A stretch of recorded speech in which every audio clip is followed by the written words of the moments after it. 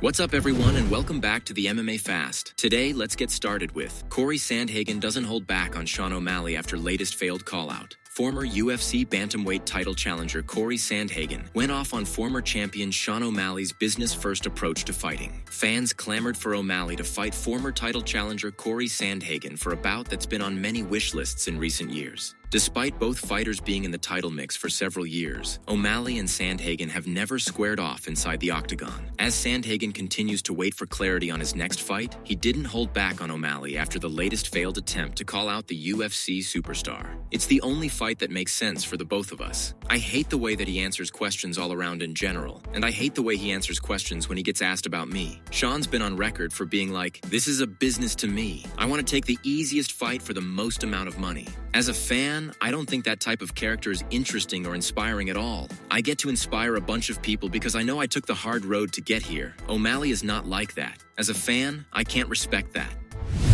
Francis Ngannou opens up on his PFL departure. MMA sensation Francis Ngannou has opened up on what happened with regard to his recent departure from PFL. As we know, Francis Ngannou will make his mixed martial arts return on the upcoming MVP card on Netflix when he faces off against Felipe Lins. Ngannou is considered to be one of the greatest power punchers in the history of the sport, but he has also been involved in his fair share of controversies along the way. He's obviously an exceptional talent, but he has ruffled a few feathers on his way to becoming one of the best heavyweights of his generation. In a recent interview, Ngannou spoke openly about what happened with regard to his PFL dismissal. "We parted ways in January. I wanted to also give them a better way to come up with something, because that was their decision to part ways, not mine. But I was a little surprised when they sent me that announcement. They should have at least told me since I was holding on to this. At this point, I'm not here to feel emotional about stuff. I just move on. I found it a little weird that after all this time, they didn't come back to me to say, okay, now we're going to announce it. They didn't even tell me. People just sent it to me. I just saw it out there.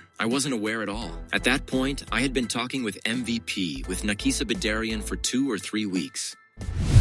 Michael Page has the potential to win a UFC title, says UFC commentator. UFC commentator Jon Anik believes that Michael Page has the potential to win a world title in the promotion. Last weekend, Michael Page managed to pick up yet another win in the Ultimate Fighting Championship when he was able to beat former training partner Sam Patterson at UFC London. In terms of what's next, though, it's hard to say, mainly because they couldn't even seem to get him booked prior to the Patterson fight actually being announced. What do you do with MVP? He goes and beats Jared Cannonier at 185 pounds, but I think the championship run is going to be at 170. I mean, I don't know the extent to which the UFC is in the MVP business, but what do you do with him? Because he can win a title, I think, if he gets the right matchups. I think he should be getting the biggest possible fights and not, his teammates like Sam Patterson, to be sure.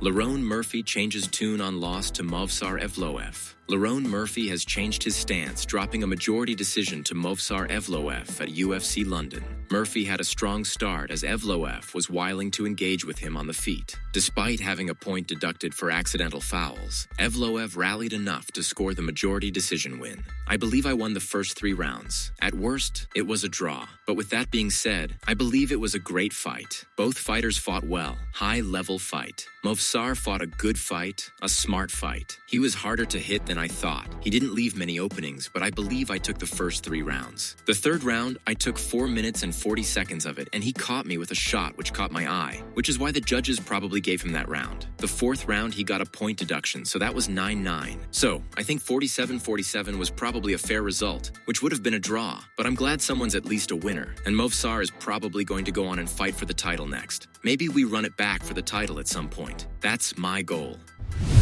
Conor McGregor could make his return against Max Holloway. Journalist hints at fight date. Conor McGregor seems all set to finally make his UFC comeback after 5 years. While there have been rumors of a return for years, the Notorious has posted several updates regarding his comeback, and noted MMA journalist Ariel Helwani has provided an update on the same. Helwani, on his show, brought up how former UFC featherweight champion Max Holloway has spoken about fighting McGregor again. The journalist claimed this was the biggest hint that these two would clash. Max Holloway ain't playing games. Frontrunner Max Holloway, Conor McGregor, he is confirming it right then and there. There haven't been any other rumors about his return, so I think the UFC recognizes that they have got the biggest star back. Helwani also confirmed that McGregor might be paid more than the $15 million reportedly offered to Jon Jones and Conor Ben. I think they have got to pay him better than what they were talking to Jon Jones about, better than the Conor Ben number. I think people are going to be very excited about it. Helwani also discussed that Holloway intentionally pushed a clip talking about McGregor. However, the journalist didn't think that the original plan was for McGregor to fight the loser of the BMF title clash. The fight between Holloway and Charles Oliveira didn't live up to expectations, and that could have changed the trajectory of who faces the Irishman. He also claimed that July 11th could be the fight date, which would work out well since it is the UFC's International Fight Week. Imagine thinking before the BMF title fight, the loser would end up fighting Conor. I think that maybe if Max would have won, they would have done a BMF title fight. Perhaps this is an indication that they didn't love the Charles fight. I think we are going to see on July 11th.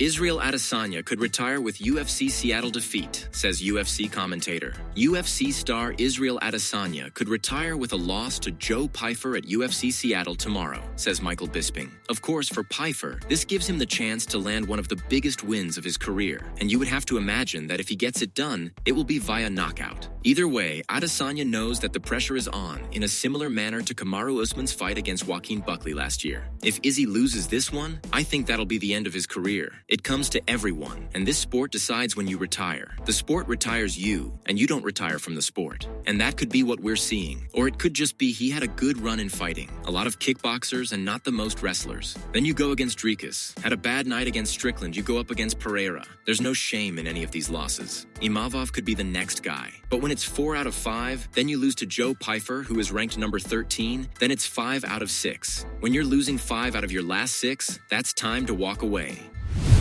Jon Jones responds to Francis Ngannou. Former UFC 2-division champion Jon Jones remains at odds with UFC CEO Dana White and the promotional brass over his being left off the upcoming White House card. Jones, who announced his MMA retirement last summer before pivoting upon learning about the upcoming White House event, publicly called for his release following White's recent remarks. In a recent social media post, Jones claimed he was offered $15 million to fight Alex Pereira at UFC Freedom 250. He was targeting an offer in the $30 million range. Former UFC heavyweight champion Francis Ngannou, who has his own checkered history with White and the promotion, came to Jones' defense after his recent pay dispute. Of course, Jon Jones deserves that. Jon Jones has been with this organization for how long? Jon Jones has been the champion since he was 23, which is, 15 years? Over 15 years? If there is somebody that deserves something nowadays, like just even to pay him tribute, it's Jon Jones. Jon Jones needs to get paid maybe not only for the fight that he's fighting, but for what he has done for the sport, for where he has taken the sport to.